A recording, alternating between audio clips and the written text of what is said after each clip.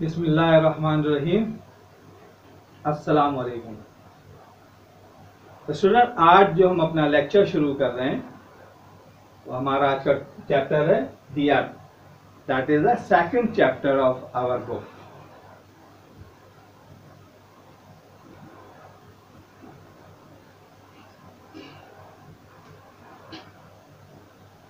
Second chapter of our book the अर्थ।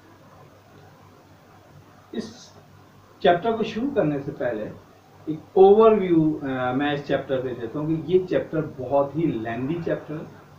बहुत ज़्यादा detail के साथ इसमें अर्थ के डिफरेंट इसकी जो फिनोमेनाज हैं, नेचुरल फिनोमेनाज हैं, उस तमाम को बहुत ही डिटेल के साथ जो है ना डिस्कस किया गया है।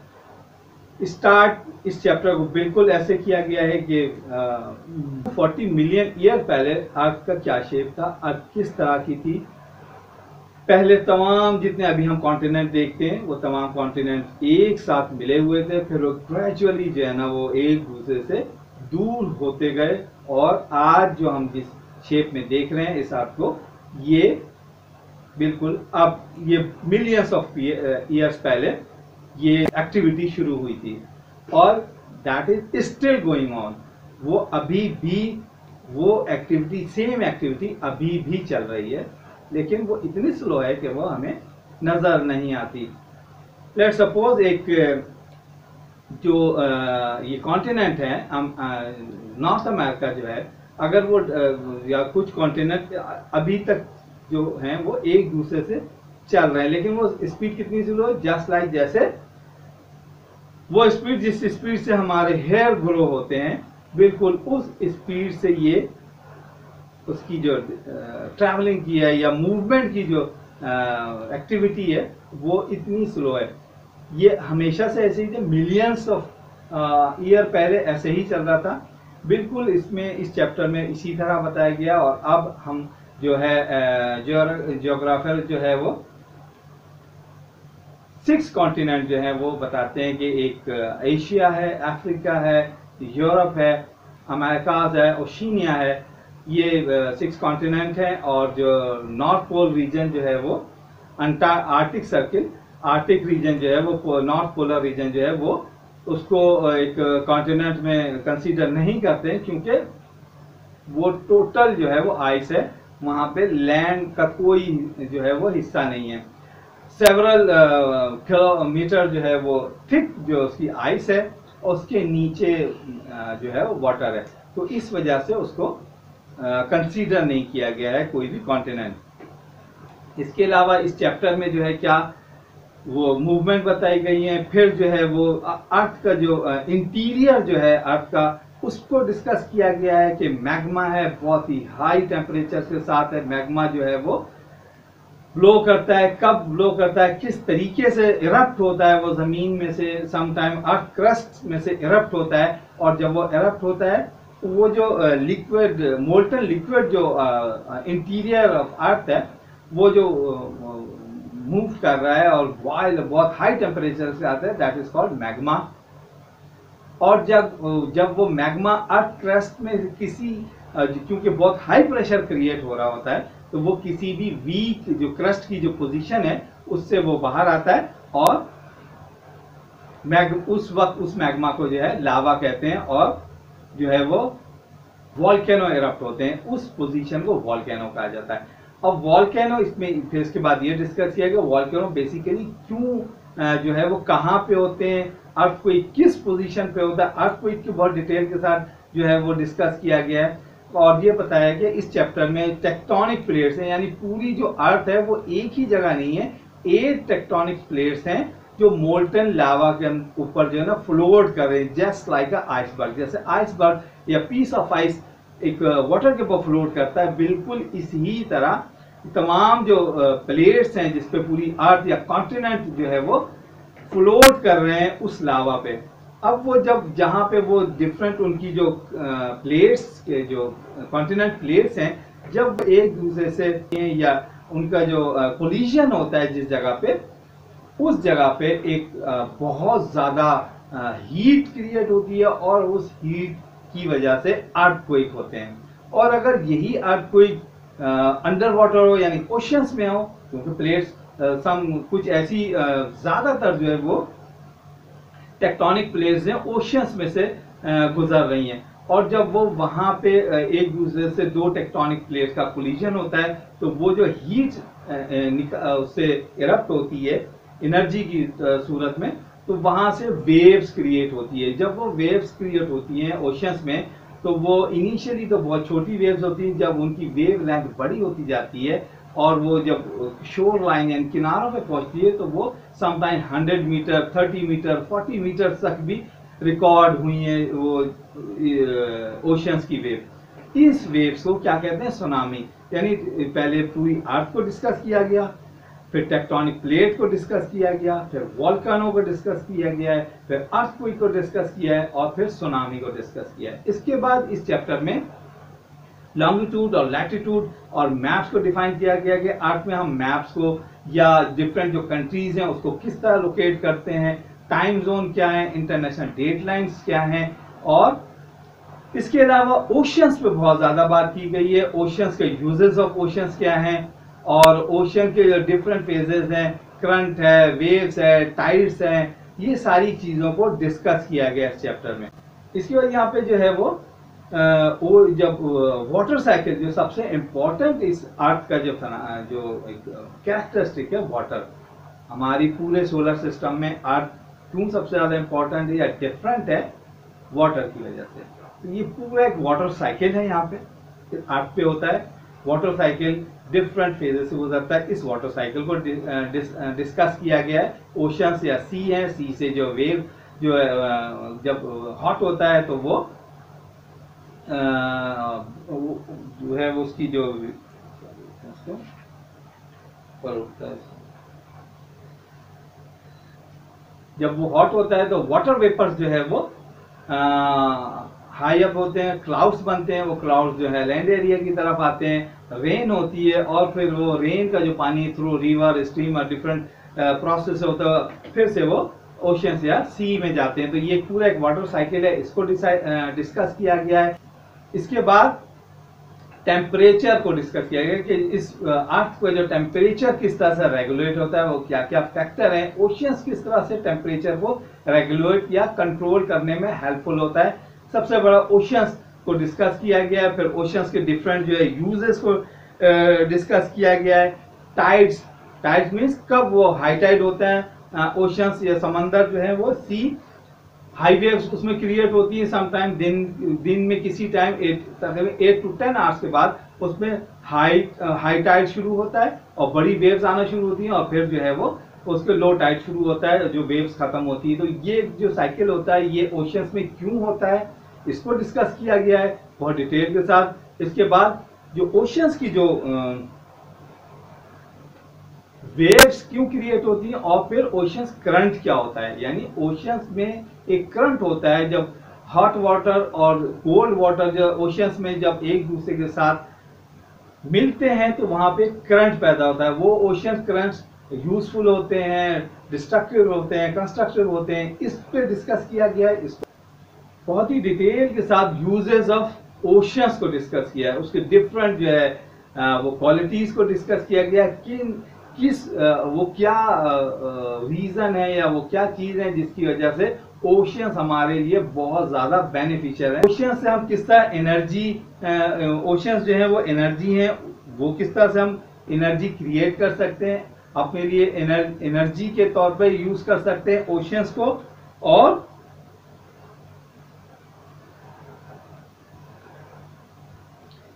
एक और फैक्टर जो हमारी अर्थ पे बहुत ज्यादा देखने को मिलता है, that is called weathering. Weathering means वो ग्रेजुअली जो है वो चीजें अपने ये जो सारे फैक्टर हैं, एयर, रेन, स्नोफॉल और विंड, ये सारी चीजें किस तरह से अर्थ के ऊपर अपना इफेक्ट डाल रही होती हैं और डिस्ट्रक्टिव जो है वो एस्पेक्ट लेके आती है। यानी किसी वक्त में वो माउंटेन होता है, बहुत ज्यादा रेन, स्नो या विंड की वजह से वो ग्रेजुअली वो पोर्शन या वो माउंटेन जो है वो अपनी जगह से खत्म हो जाते हैं, पता ही नहीं चलता वो। तो ये जो फिनोमेना है दैट इज कॉल्ड वेदरिंग। इसको डिस्कस किया गया, वेदरिंग को बहुत ही डिटेल के साथ डिस्कस किया, डिफरेंट जो इसकी करेक्टरिस्टिक्स हैं या फेजेस हैं वेदरिंग के, उसको डिस्कस किया गया है। जो वेदरिंग के डिफरेंट फिनोमेना है, जैसे मैंने कहा विंड है, वाटर है, रेन है, स्नोफॉल, इवन सनशाइन, ये तमाम फैक्टर जब इफेक्ट करते हैं हमारी सरफेस ऑफ अर्थ पे, तो किस तरह वो क्या इफेक्ट डालते हैं इनके ऊपर।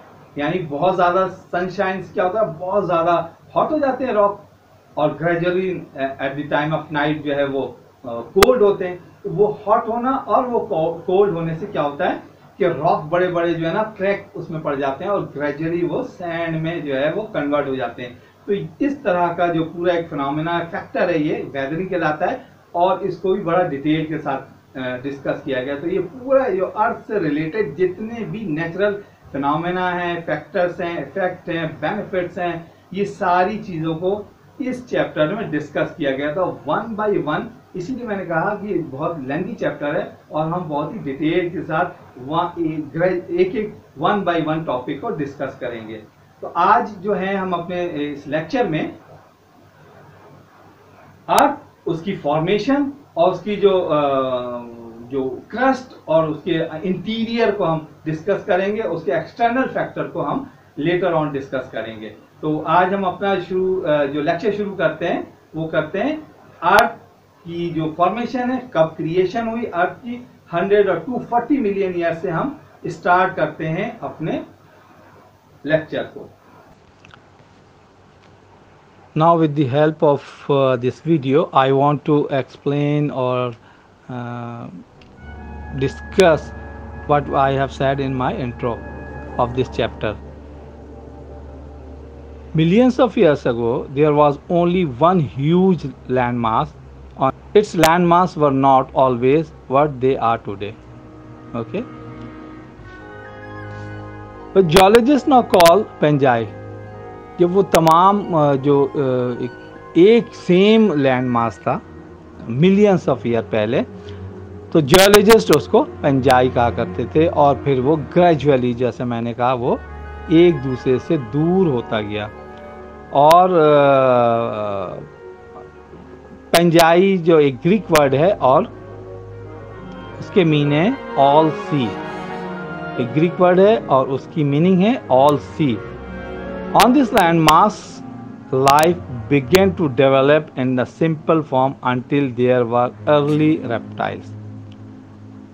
Then about 240 million years ago, Pangaea cracked into giant pieces or plates and began to drift apart on semi-liquid interior on Earth, rather like an iceberg on a sea.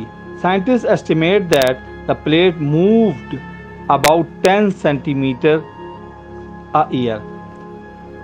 Giant plates थी जिसको हम tectonic plates मैंने बताया, वो जो interior जो magma है interior of earth में उस पे फ्लोट कर रही हैं। वो तमाम जो टेक्टोनिक प्लेट्स हैं जिस पे हम ये हमारे कॉन्टिनेंट मूव कर रहे हैं, उस पे कॉन्टिनेंट है और वो कॉन्टिनेंट मूव कर रहे हैं ग्रेजुअली।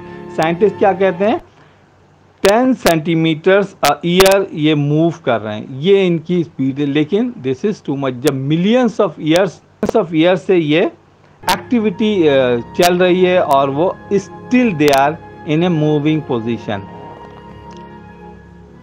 और ये देखें कि कॉन्टिनेंट्स के बिटवीन जो ओशंस में हैं वो प्लेट्स हैं और वो एक दूसरे से अब शिफ्ट हो रही हैं over long period of time. वो एक दूसरे से शिफ्ट होती गई एक जगह से दूसरी जगह, तो वो कॉन्टिनेंट जो है वो फॉर्म हुए। This how today's continent and the 5 levels. इस तरह से हमारी जो आज की जो है वो कॉन्टिनेंट की फॉर्मेशन है या पोजीशन है या पिक्चर है। बट इन 600 मिलियन ईयर से अगर हम इसको ग्रेजुअली ऑब्जर्व करें, जियोलॉजिस्ट ये बताते हैं, तो उस वक्त ये ग्रेजुअली इस तरह की पोजीशन थी। फिर 540 मिलियन ईयर पे ये चेंज आया। देन 470 मिलियन ईयर अगो जो है देखें थोड़ी सी और चेंज हुई। अब कितना बड़ा 100 जो मिलियन ईयर का जो है ना वो डिफरेंस आ रहा है, तो ये थोड़ा सा ये चेंज आ रहा है। 400 मिलियन ईयर्स अगो जो है ये अर्थ के जो पंजाई था वो इस तरह से अब ब्रेक होता चला गया। ओके, 280 मिलियन ईयर्स अगो ये देखेंगे और जी चेंज हुआ, एंड ये पोजीशन जो है वो 240 मिलियन ईयर्स अगो पे की है।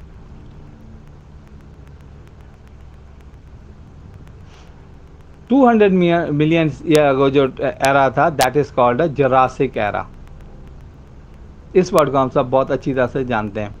120 मिलियन ईयर अगो देखें तकरीबन, और एक क्लियर पिक्चर जो है कॉन्टिनेंट की जो है वो सामने आना शुरू हो गई है। Africa, south America, India, Oceania, north America और एशिया जो है वो फॉर्म, एक क्लियर पिक्चर आना शुरू हो गई। और 1.8 मिलियन ईयर अगो ये तकरीबन ऑलमोस्ट जो हमारी आज की अर्थ है, अर्थ टुडे, बिल्कुल 1.8 मिलियन ईयर्स पहले ये इस तरह की एक पिक्चर हो गई। लेकिन ये मूवमेंट चूँकि कंटिन्यू चल रही, तो 100 मिलियन ईयर अगो आप देखें ये दोबारा एक दूसरे से दूर होना शुरू हो जाएंगे, और इस तरह की जियोलॉजिस्ट कहते हैं पिक्चर होगी। ये अमेरिका जो इस तरह से एक दूसरे से जो शिफ्ट होना शुरू होगा, उसका जो पूरा एक अफ्रीका देखें इस तरीके से ब्रेक होगा, उसके क्योंकि उसके अफ्रीका के सेंटर में से एक टेक्टोनिक प्लेट जो है वो गुजर रही है, वो किसी भी वक्त जियोलॉजिस्ट कहते हैं वो ब्रेक होगी। एशिया देखें इस तरह से ब्रेक हो जाएगा, और ये जिस तरह से एक साथ मिले हैं बिल्कुल इसी तरह से एक दूसरे से वो दूर होते चले जाएंगे, और ये एक कंटिन्यूस जो है वो मूवमेंट है टेक्टोनिक प्लेट्स की। ये आपने पिछले वीडियो में देखा होगा कि इंडिया का जो एक आइलैंड की तरह था वो एशिया की तरफ मूव करता गया, और सेवरल 100 मिलियन ईयर्स में वो एशिया से आके जब वो टकराया, कोलिजन हुआ उसका एशिया के साथ, तो बहुत ही हाई अब जो है ना वो उस कोलिजन के नतीजे में जो है, और on the result of that collision ये 3 बड़ी माउंटेन रेंज जो है वो क्रिएट हुई, जिसमें हिमालय है, कराकोरम है और हिंदू कुश है। ये 3 बड़ी mountain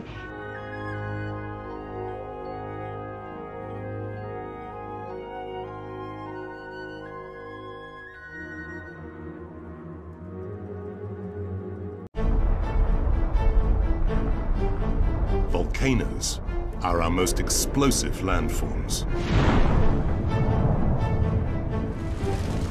able to eject molten rock and clouds of thick ash high into the atmosphere, with devastating consequences.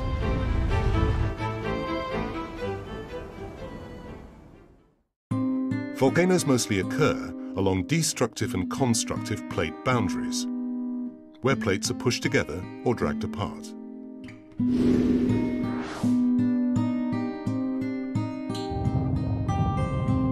Cracks or weaknesses allow magma to rise up from below the Earth's crust. Pressure builds up, which then releases suddenly, causing the magma to explode. A volcanic eruption. Magma that reaches the Earth's surface is called lava. This molten lava eventually cools to form new rock.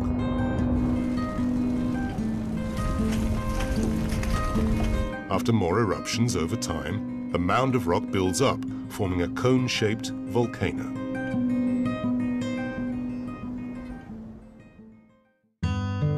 Volcanoes all have the same key structure.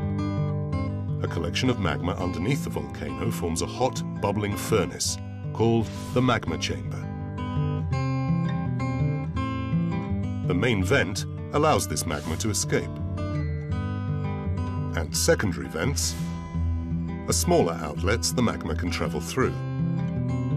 The caved-in surface is called the crater. It's created after an eruption blows the top off the volcano. Eruptions occur when pressure forces magma from the chamber up the main vent towards the crater. If the ash and mud from a volcanic eruption mix with rainwater or snow, it creates fast-moving mud flows. The hot lava and overwhelming mud flows can destroy huge areas. However, volcanoes are also essential for life on our planet. Scientists believe that volcanoes formed Earth's first atmosphere by spewing water vapor, sulfur dioxide, nitrogen and carbon dioxide into the air. And volcanic eruptions continue to contribute to the carbon cycle, crucial to life, by releasing carbon dioxide. They can go through long periods of being very active, but they may also become dormant, not erupting for hundreds or thousands of years. And eventually, they can become extinct, just leaving a cone-shaped hill that never erupts again.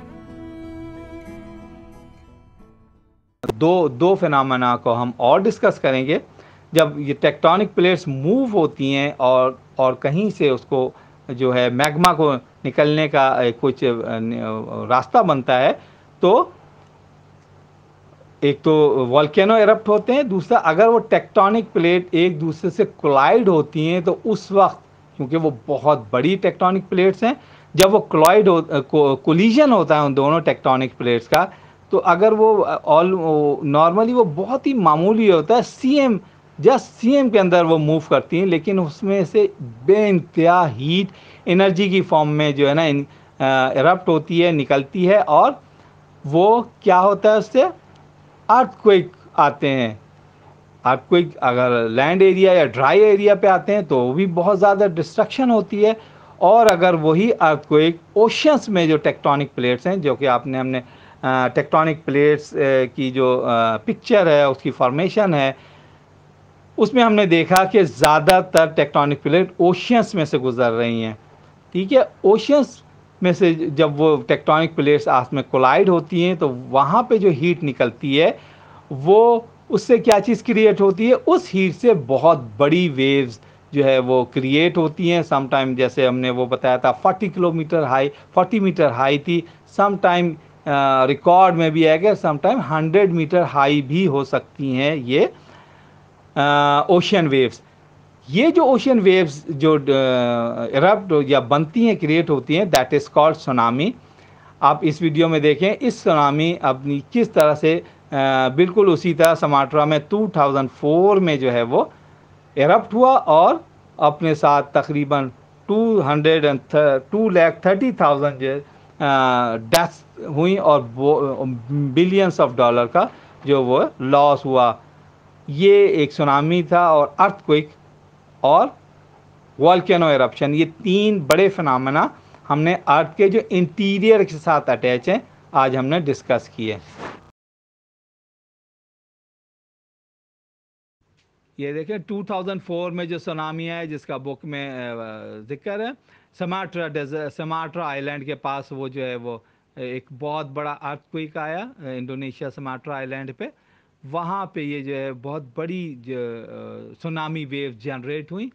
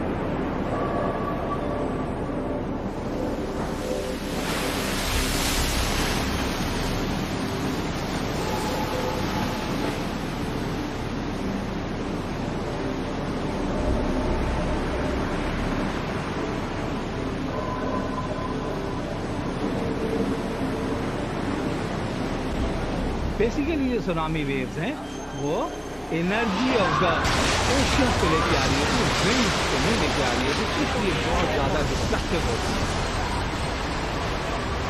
2004 में जो earthquake हुआ आया था Sumatra island में।